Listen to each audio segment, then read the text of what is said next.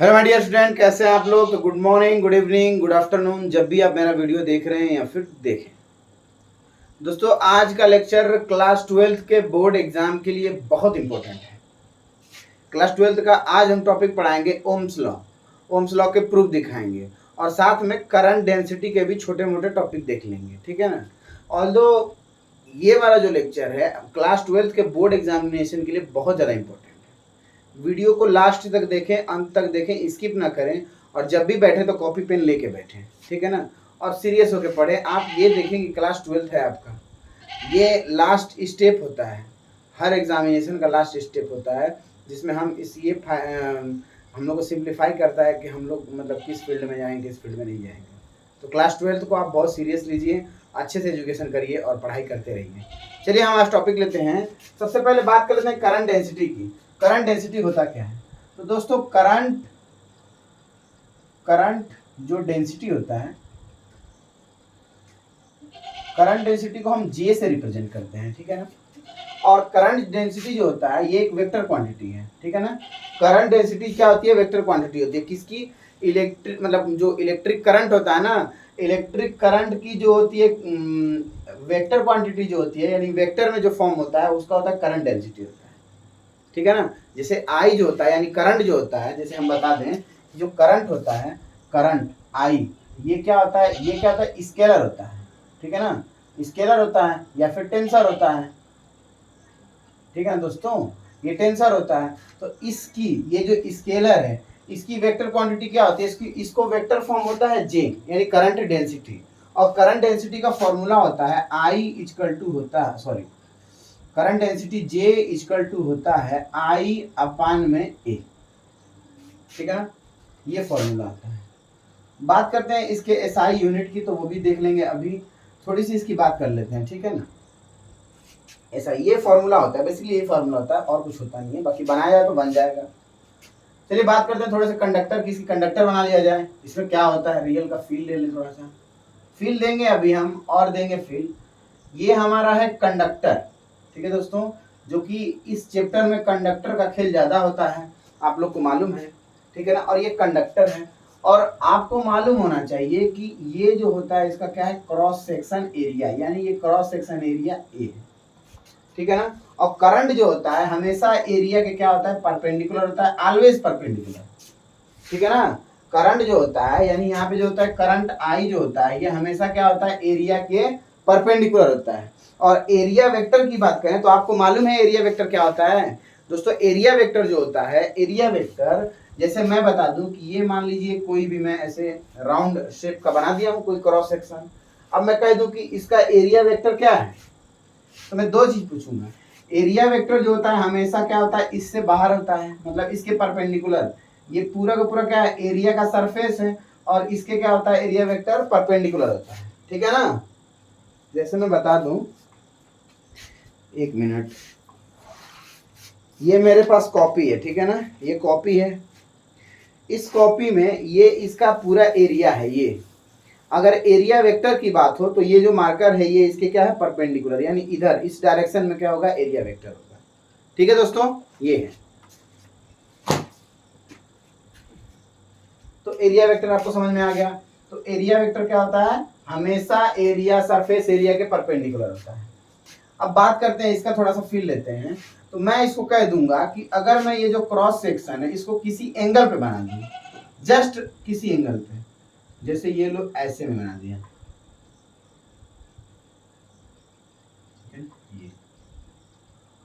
ये किसी एंगल पे बना दिया, ठीक है, ये लो किसी एंगल बना दिया।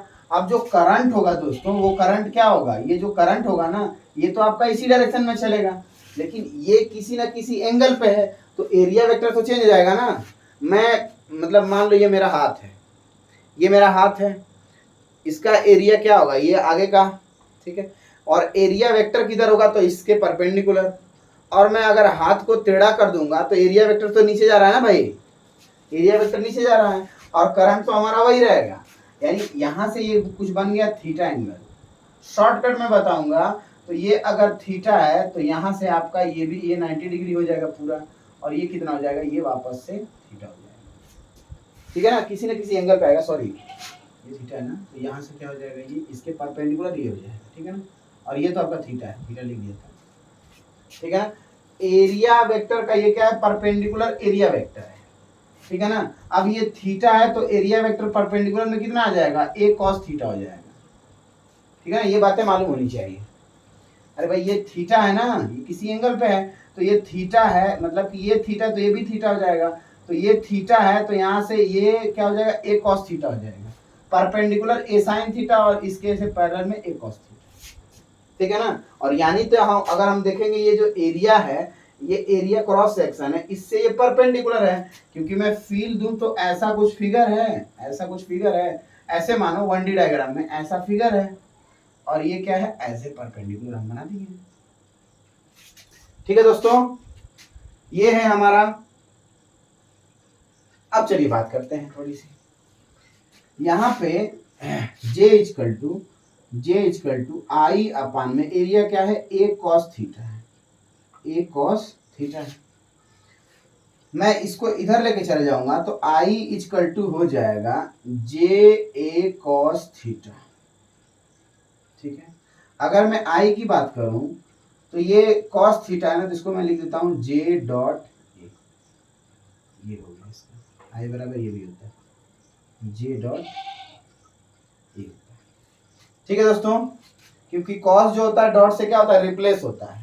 और इसकी बात करते हैं SI यूनिट की, तो SI यूनिट को यहीं पे लिख देते हैं, SI यूनिट क्या होती है, करंट डेंसिटी की, तो I मतलब कि करंट का जो SI यूनिट क्या होता है, एम्पियर होता है, तो उसको लिखेंगे एम्पियर पर, और एरिया का जो होता है SI यूनिट क्या होता है, metre square, ampere per metre square, ठीक है ना। तो ये डेंसिटी का फॉर्मूला हो गया। और इसकी जो कंडीशन थी वो हम बता देते हैं, क्या क्या कंडीशन थी, क्या क्या कुछ क्या था। पहला पॉइंट ये है, ठीक है ना, area should be perpendicular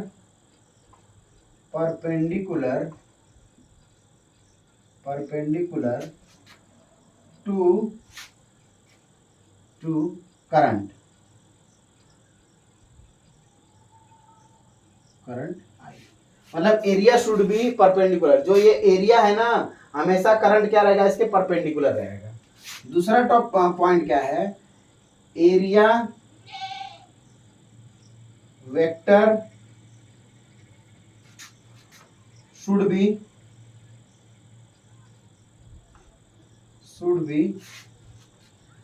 parallel to area vector should be parallel to current I, मतलब करंट के क्या होता है, पैरेलल होता है। भाई करंट का डायरेक्शन अगर ये है तो एरिया वेक्टर का भी डायरेक्शन क्या होगा, ये होगा, ठीक है ना। एरिया वेक्टर का करंट का डायरेक्शन अगर ये है तो एरिया वेक्टर का डायरेक्शन ये होगा, यानी दोनों के दोनों क्या होते हैं, पैरेलल होते हैं, ठीक है। और तीसरा इंपॉर्टेंट पॉइंट अगर मैं लिखवा दूं तो सबसे अच्छी बात मैं ये कहूंगा कि जो एरिया होता है, ठीक है ना, ये करंट डेंसिटी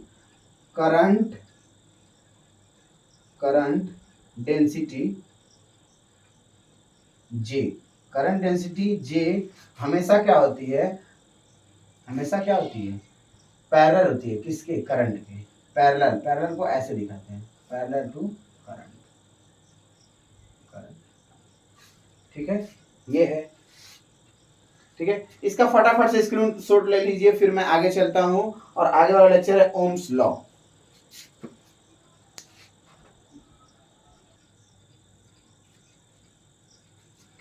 चलिए तो अगला हमारा टॉपिक है जो कि बड़ा इंपॉर्टेंट है, ओम्स लॉ।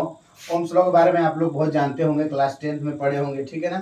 तो ओम्स लॉ के बारे में अगर आप जानते हैं तो आप लोग कमेंट कर सकते हैं कि ओम्स लॉ क्या होता है। ओम्स लॉ का एसआई यूनिट आप लोग बता सकते हैं, ठीक है ना, ये आपसे मेरा क्वेश्चन है। चलिए बताते हैं ओम्स लॉ के बारे में, ठीक है ना। टॉपिक है ओम्स लॉ। ओम्स लॉ काफी इंपॉर्टेंट है क्लास 12th के लिए, ठीक है ना। ओम्स लॉ जो होता है काफी इंपॉर्टेंट है क्लास 12th के लिए, ठीक है ना। आप लोग को मालूम होगा क्लास 10th में आप लोग पढ़े होंगे, ठीक है ना, ओम्स लॉ के बारे में थोड़ी बहुत बात। आज भी हम बात करेंगे, और क्लास 10th और 12th का ही बेस है। 10th में जरूरत पड़ती है ओम्स लॉ की, और क्लास 12th में भी पड़ती है, ठीक है ना। तो इसको अच्छे से देखिए, ठीक है ना। होता क्या है इसमें, ओम्स लॉ में होता क्या है कि all physical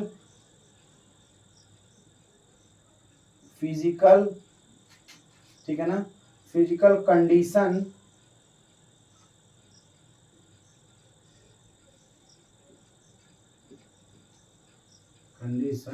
all physical condition remain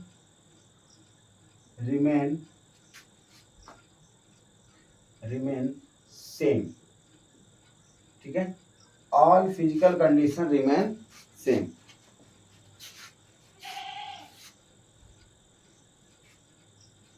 ठीक है ना। जैसे में क्या हो जाएगा, all physical condition remain same, मतलब कि इसमें क्या कह रहा है कि मतलब फिजिकल, जो फिजिकल कंडीशन होगी वो क्या क्या चीज होनी चाहिए, जो सेम होनी चाहिए। तो जैसे कि इसमें हम बता देते हैं, लाइक प्रेशर, सबसे पहले टेम्परेचर आता है, टेम्परेचर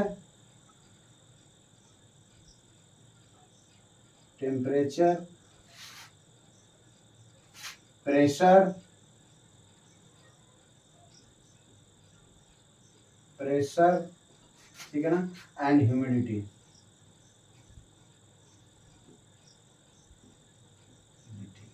और भी होता है, ठीक है ना, और भी होता है। मतलब फिजिकल प्रॉपर्टी में ज्यादातर से डिपेंड करता है टेम्परेचर पे। टेम्परेचर जो होता है हमेशा इसका होना चाहिए, बहुत ज्यादा भी नहीं होना चाहिए, बहुत कम भी नहीं होना चाहिए। टेम्परेचर इसका कैसा होना चाहिए, मतलब एक फिक्स टेम्परेचर समझ लो रहना चाहिए, ठीक है ना। बहुत ज्यादा टेम्परेचर नहीं रहना चाहिए, मीडियम टेम्परेचर रहे तो ठीक रहेगा, ठीक है। अब देखो इसमें होता क्या है, देखो दोस्तों बड़ा इंपॉर्टेंट चीज है ये, मैं इंपॉर्टेंट बताता हूँ। इसकी डेफिनेशन क्या है, ओम्स लॉ कहता क्या है।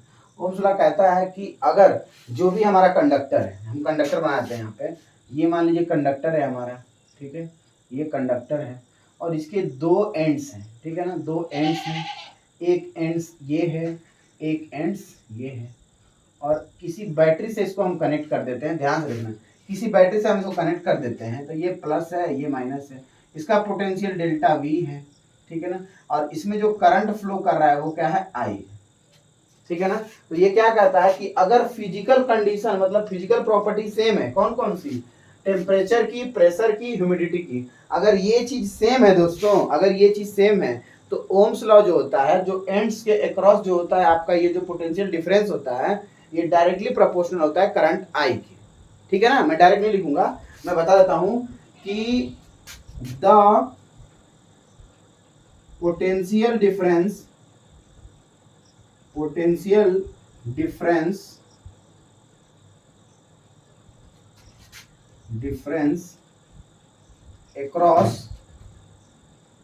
across two ends of conductor is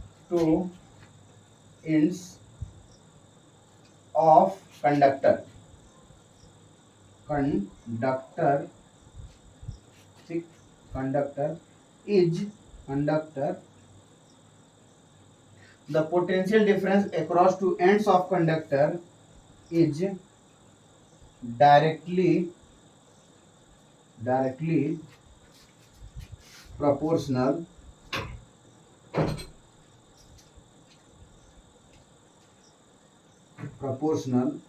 ठीक है ना। द पोटेंशियल डिफरेंस अक्रॉस की स्पेलिंग शायद गलत है, ACR, ठीक है ना, across ends of conductor is directly proportional to current flowing through conductor,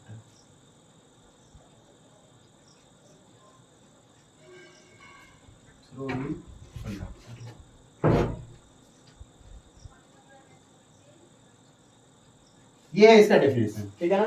मतलब डेफिनेशन क्या है, ओम्स लॉ का, ओम्स लॉ ये कहता है कि the potential difference across two ends of conductor is directly proportional to current flowing through conductor. मतलब ये कहता है कि अगर फिजिकल प्रॉपर्टी, मतलब फिजिकल मतलब की कंडीशन, ठीक है ना, सॉरी, फिजिकल कंडीशन अगर क्या है, सेम है, तो सेम क्या मतलब उसमें क्या सेम होना चाहिए, टेम्परेचर, प्रेशर, ह्यूमिडिटी, ये सब चीजें क्या होनी चाहिए, सेम होनी चाहिए। यानी कि अगर कांस्टेंट, ये सब क्या होना चाहिए, कांस्टेंट होनी चाहिए, मतलब एक फिक्स कांस्टेंट होना चाहिए, बहुत ज्यादा भी नहीं होना चाहिए, बहुत कम भी नहीं होना चाहिए, वेरी नहीं करना चाहिए, हमेशा कैसा होना चाहिए, कांस्टेंट होना चाहिए।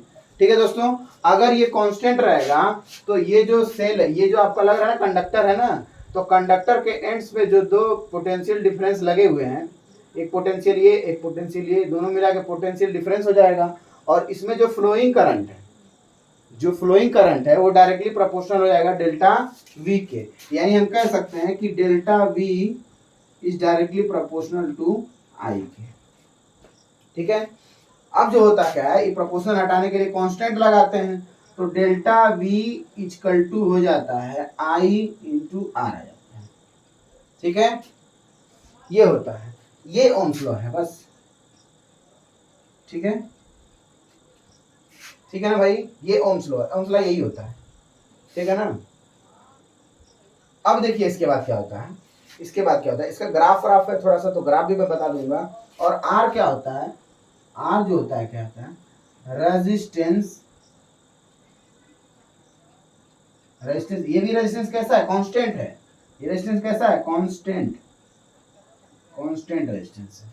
ठीक है ना, और इसका एसआई यूनिट मालूम है आपको, ओम का एसआई यूनिट, तो एसआई यूनिट आपको बता दिया हूं पहले से, ओम होता है। ठीक है ना, ठीक है दोस्तों, तो ये रहा आपका ओम्स का, ओम्स लॉ था, ओम का नियम था बेसिकली। ठीक है, फटाफट से इसका स्क्रीनशॉट ले लीजिए, फिर हम आगे चलते हैं, ले लीजिए।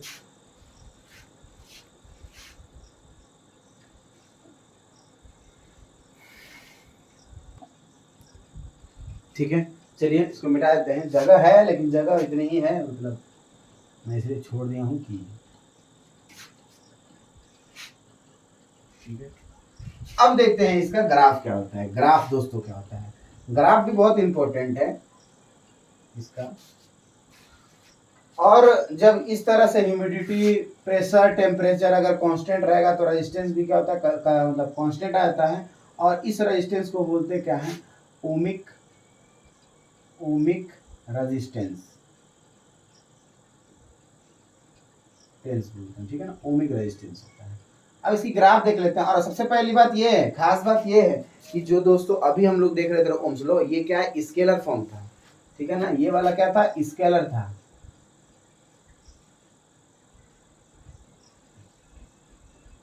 स्केलर, ठीक है ना, क्या था, ओमिक, ओम्स लॉ, ये कैसा था, स्केलर था। अभी मैं वेक्टर वाला भी बताऊंगा और इसका प्रूफ भी बताऊंगा, सब बताऊंगा। अब चलिए बात करते हैं इसके ग्राफ की। तो ग्राफ क्या होता है, ग्राफ इसका क्या होता है, तो ये डेल्टा वी हो गया वर्सेस आई का, डेल्टा वी वर्सेस आई का, दोनों करंट ग्राफ हो गया। वो ग्राफ कैसा होता है इसका, ग्राफ इसका होता है डायरेक्ट ऐसे होता है। ठीक है ना, इसका स्लोप कितना, तो स्लोप हम यहाँ से निकाल सकते हैं, स्लोप कितना होगा, थीटा होगा। और स्लोप मैं दिखाता हूँ यहीं पे, स्लोप कितना होगा, स्लोप डेल्टा वी बराबर कितना था, आई इंटू आर था। ठीक है, डेल्टा वी इसका टू आई इंटू आर। और स्लोप कितना हो जाएगा इसका, स्लोप होता है टेन थीटा, तो टेन थीटा बराबर कितना होता है, लंब बटा आधार। ठीक है ना भाई, तो डेल्टा वी अपान में आई हो जाएगा, और यही क्या होता है आपका आर के बराबर होता है। ठीक है, ये रहा। अब चलिए इसका प्रूफ देखते हैं, इसका प्रूफ क्या होता है, इसका प्रूफ हम यहीं पे देख लेंगे बाजू में इसके। ठीक है, चलिए proof, Ohm's law proof, proof दिखाते हैं, खाली प्रूफ लिख देते हैं, प्रूफ, प्रूफ क्या होगा इसका, प्रूफ क्या होता है भाई दोस्तों। आप थोड़ी देर पहले मैं बता दूं आपको, थोड़ी सी इधर शॉर्टकट बता दूं कि आप पढ़ चुके हैं कि आई बराबर होता है V D E N A, वीना। ठीक है, और आप ये भी पढ़ चुके हैं कि वी डी बराबर होता है वी डी बराबर होता है एम एल अपान में, एम एल अपान में एन, एक मिनट, एम क्या होता है बताता हूँ, चलिए अपन में एम टाउ ये होता है, ठीक है ना। ठीक है दोस्तों, ये होता है। और इसमें हम ये भी बताए थे कि वी डी बराबर ये होता है, इसके बराबर ये भी होता है कि ये ई हो गया, ठीक है ना, ई हो गया, और ये वी अपान में एम एल, और ये टाउ एवरेज होता है बेसिकली। ये चीज आप जानते हैं दोस्तों, ये चीज मैं पढ़ा चुका हूँ, ये स्टार्टिंग में ही पढ़ा दिया था। ये चीज आपको जानना चाहिए, अगर ये चीज नहीं जानते हैं तो आपका लेक्चर ऐसे खराब हो जाएगा, ठीक है। अगर ये देखना चाहते हैं तो आप फिर से जाइए स्टार्टिंग के लेक्चर में देखिए, ठीक है ना। तो चलिए हम लोग देखते हैं आगे क्या होता है दोस्तों। आई बराबर होता है वी, आई बराबर होता है V D E N A, V ना, ठीक है।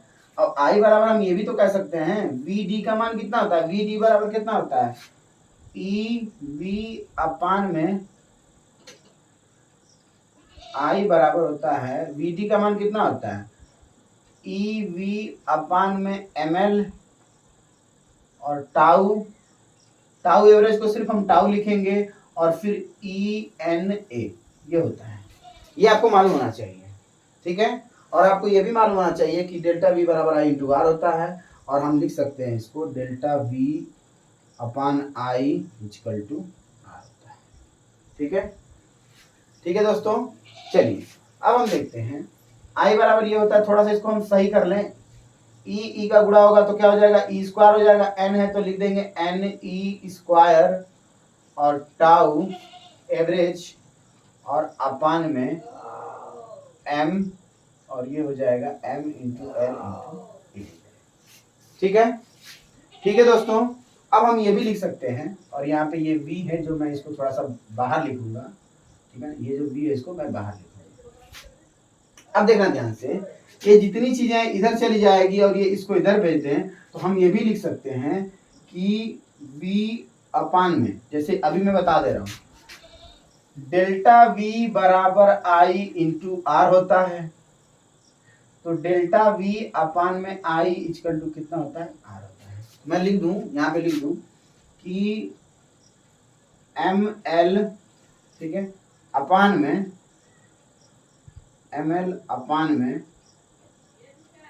एन ई स्क्वायर टाउ ए, ठीक है, ये हो गया, बराबर होगा v अपान में आई के, और v अपान आई ही बराबर होता है आर रेजिस्टेंस के, delta v upon I equal to R होता है। दोस्तों कैसा लगा ये आपको, ये पूरी की पूरी चीज जो है इसमें m क्या है, मास ऑफ इलेक्ट्रॉन, पूरा फील दूंगा दोस्तों, मास ऑफ इलेक्ट्रॉन, n क्या है, number of free electron per unit volume, ठीक है, और ए ये क्या है, इलेक्ट्रॉन, ये तो क्या इलेक्ट्रॉन ही है, आपका इलेक्ट्रॉन है बेसिकली, आप जानते हैं।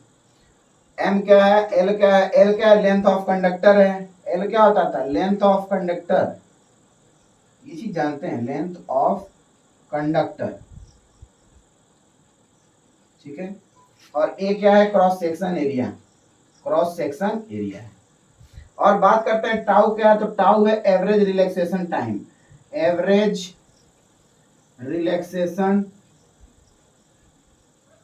टाइम बिटवीन टू लिख दो, बिटवीन टू सक्सेसिव कोलिजन, ठीक है। ये चीजें हैं। अब एक बात बताओ दोस्तों, एक बात बताओ कि अगर मैं क्या करूंगा कि टेम्परेचर को बढ़ा दूंगा, अभी ओम्स लॉ में था ना, अगर मैं टेम्परेचर को क्या करता हूँ, बढ़ा देता हूँ। अब ये हमारा कंडक्टर है, ये हमारा क्या है, कंडक्टर है, ध्यान से देखना, ये हमारा कंडक्टर है, मतलब चालक, हिंदी में चालक कहते हैं यूपी बोर्ड वाले, ठीक है ना, बेसिकली मैं यूपी से ही हूँ। ये क्या होगा, ये आपका कंडक्टर है, इसके अंदर इलेक्ट्रॉन होंगे, कई ठो होंगे, हम बना दे रहे हैं 2-3 ठो। अब ये पहले धीरे धीरे सुन लो,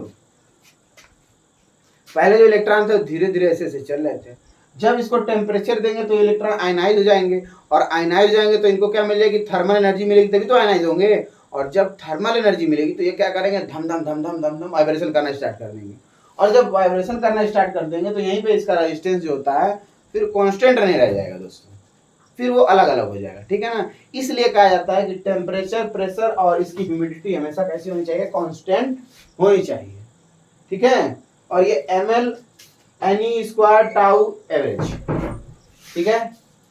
तो ये रहा, और फटाफट से इसको नोट कर लीजिए, फटाफट स्क्रीनशॉट लीजिए, फिर हम आगे चलते हैं, ले लीजिए। चलिए इसको मिटा दें, ये हो गया। दोस्तों कॉपी पेन लेके बैठो, ठीक है ना, जब भी पढ़ाई करने बैठो कॉपी पेन लेके बैठो, वीडियो को पूरा एंड तक देखो, फायदा तभी रहेगा, ठीक है ना।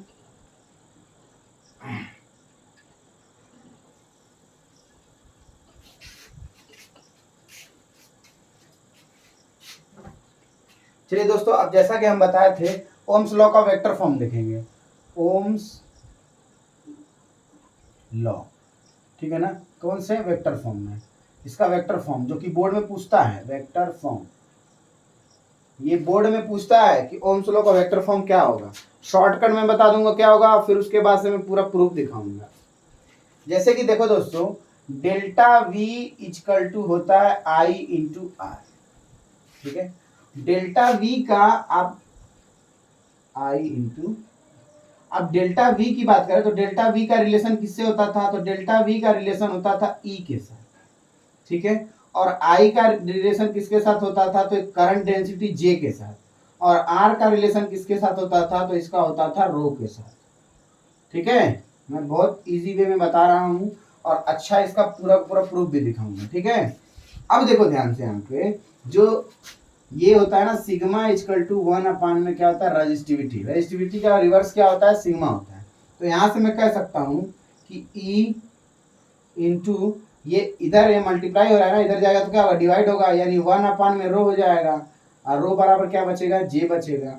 और इसको लिख सकते हैं, इसको लिख सकते हैं ई इंटू सिग्मा बराबर जे, ये हो सकता है, ठीक है।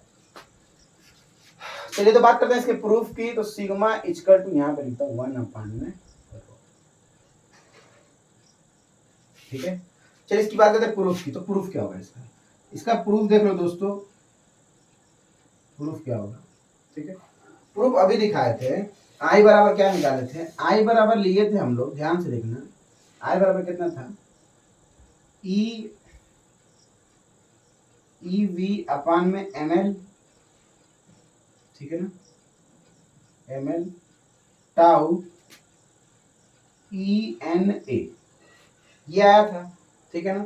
इसको और हम क्लियर किए थे तो ये आ गया था एन ई स्क्वायर टाउ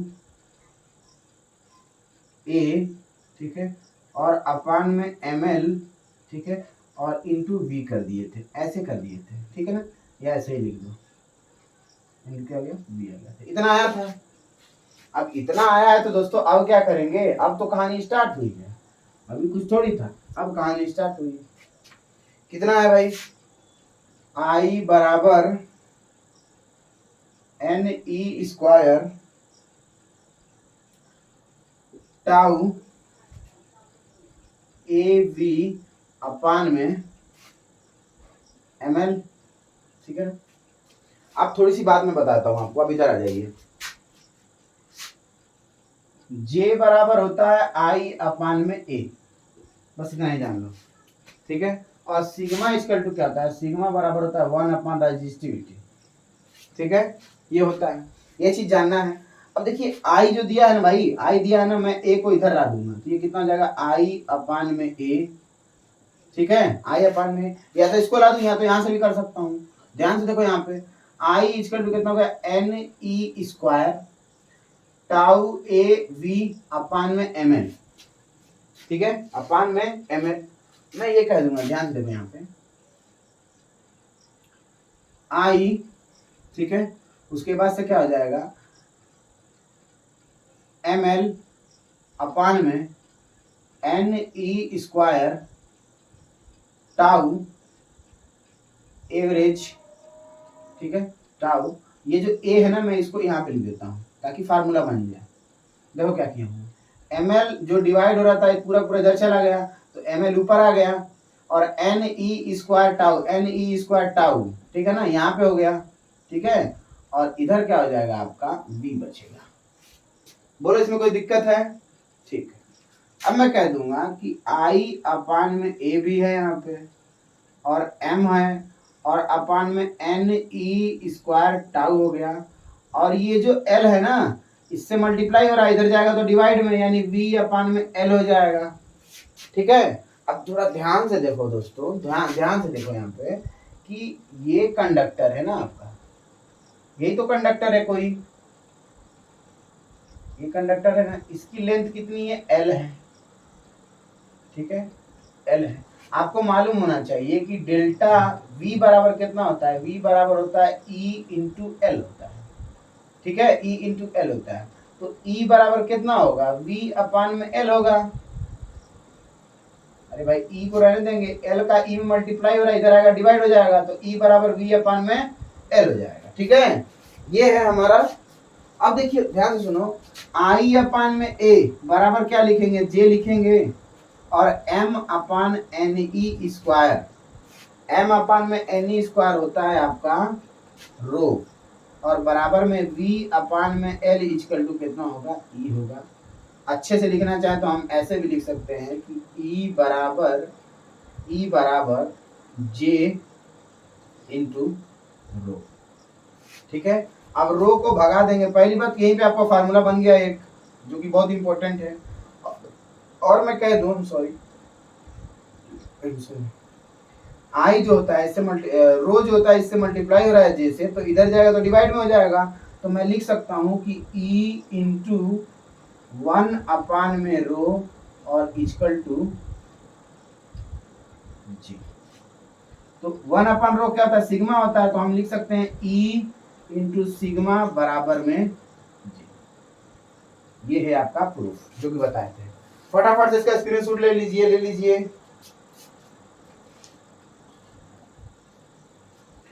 ठीक है, चलिए आज का ये हो गया, वेक्टर फॉर्म का हम रिप्रेजेंट कर दिए। ठीक है ना। अब मैं बताऊंगा आपको दोस्तों, बेसिकली आज का हमारा इतना ही लेक्चर था, और अब मैं बताऊंगा दोस्तों कि जो मैं बोला था कि अगला वाला जो मेरा लेक्चर था, इसके प्रीवियस जो लेक्चर है, ठीक है ना, कलर कोडिंग का, तो कलर कोडिंग में हम क्वेश्चन नहीं कराए थे। ठीक है ना, तो क्वेश्चन भी हम सोचे थे करा दें। ठीक है ना, तो उसमें तो हम क्वेश्चन दे नहीं पाए, लेकिन इस वाले कमेंट बॉक्स में मतलब डिस्क्रिप्शन में हम क्या कर देंगे, आपको पिन कर डिस्क्रिप्शन में डाल देंगे। ठीक है। अब दोस्तों मैं थोड़ा सा कुछ सवाल और बता देता हूँ। सबसे पहली बात बताता हूँ कि क्या क्या हमने आज फाइंड किया। तो हम लोग क्या फाइंड किए कि डेल्टा वी इक्वल टू होता है आई इंटू आर होता है। ठीक, और हम लोग इसका एसआई फाइंड किए, स्केलर है, और फिर वेक्टर क्वांटिटी में फाइंड किए, सब फाइंड किए। ठीक है ना। अब थोड़ी सी बात करते हैं इसके ओम्स लॉ का जो एक ग्राफ होता है, ओम्स लॉ ग्राफ तो पता है बेसिकली, ओम्स लॉ का जितना भी ग्राफ है सब ग्राफ को बता दिए। ठीक है ना।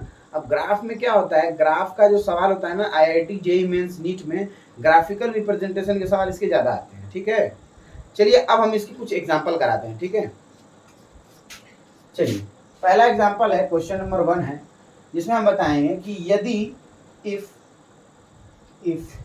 रो, मेरी इंग्लिश बहुत अच्छी नहीं है तो मैं इफ आर इक्वल टू 3 यानी 0.1 ओम, ठीक है ना, 0.1 ohm and R equal to 0.1 ohm, हाँ ठीक है, 0.1 ही लिखता है, 2 ओम लिखता है। ठीक है, तो चलिए क्वेश्चन करते हैं। चलिए अभी तो हम बताएंगे, इसका एग्जांपल एक ले रहे हैं। तो क्वेश्चन है 1, इफ यदि R इक्वल टू 2 ओम, ठीक है, और V delta V equal to 5 यानी 10 वोल्ट लिख देते हैं, 10 वोल्ट। ठीक है, देन फिर ठीक है ना, देन I इक्वल टू क्या होगा, I की वैल्यू क्या होगी। ठीक है ना, अगर R बराबर 2 ओम दिया है, delta V equal to 10 volt दिया है, तो I बराबर क्या होगा। ठीक है, थोड़ा सा मैं फिगर बनाता हूँ, इसका फिगर क्या होगा, बहुत इजी क्वेश्चन है, मैं आप लोग की पकड़ के लिए बस बनाया हूँ। आप कमेंट बॉक्स में इसका आंसर कमेंट कर सकते हैं। ठीक है, ये हो गया। ठीक है, ये कितना है 10 वोल्ट। ठीक है, आर की वैल्यू कितनी है, रेजिस्टेंस कहीं पे लगा दीजिए आपको, ये क्या है 2 ओम। आई की वैल्यू नहीं पता है तो हम क्या करेंगे, यहाँ पे आई लिख देंगे कि हाँ भाई आई कितना है। ठीक है, तो डेल्टा वी इक्वल टू होता है आई इंटू आर। लेकिन लेकिन लेकिन इसमें physical property, sorry physical condition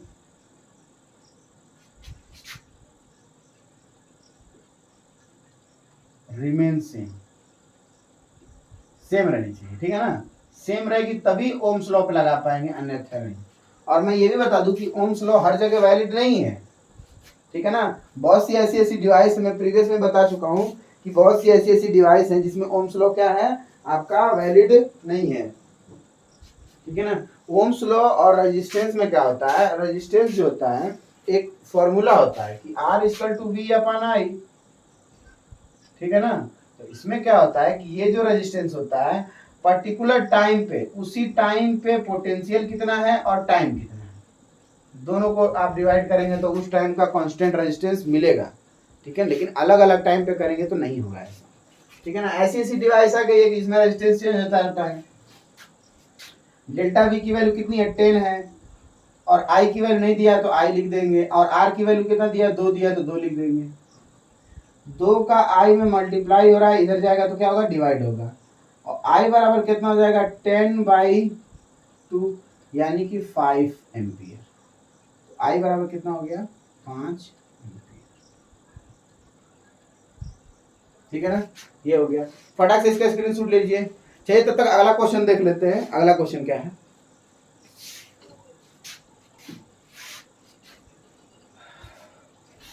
बहुत इजी क्वेश्चन करा रहा हूँ, बहुत इजी एग्जांपल करा रहा हूँ ना। ठीक है ना,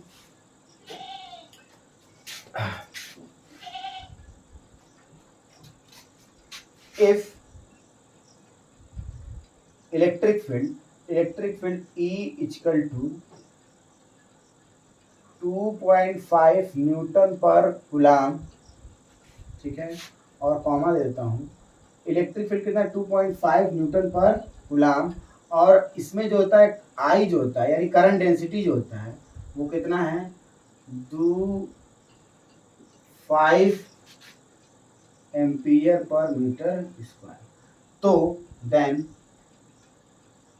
तो आपको फाइंड करना है, क्या फाइंड करना है, आपको मालूम है ना ई और जे क्या होता है, आपको फाइंड करना है रो की वैल्यू। ठीक है, कमेंट बॉक्स में कमेंट करके बताएं आपको कि इसका आंसर क्या होगा।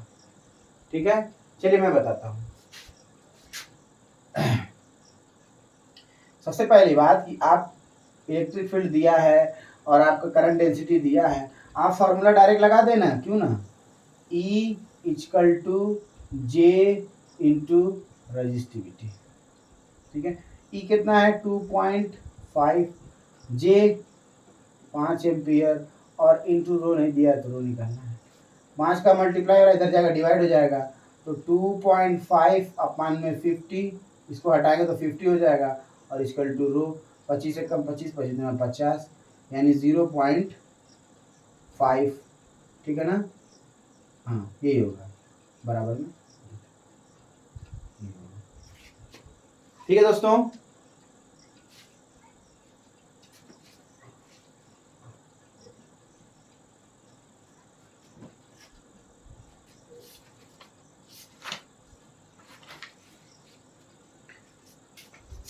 जाते जाते एक क्वेश्चन और दे देते हैं, और एक क्वेश्चन जो कि बहुत अच्छा है, इंपॉर्टेंट है।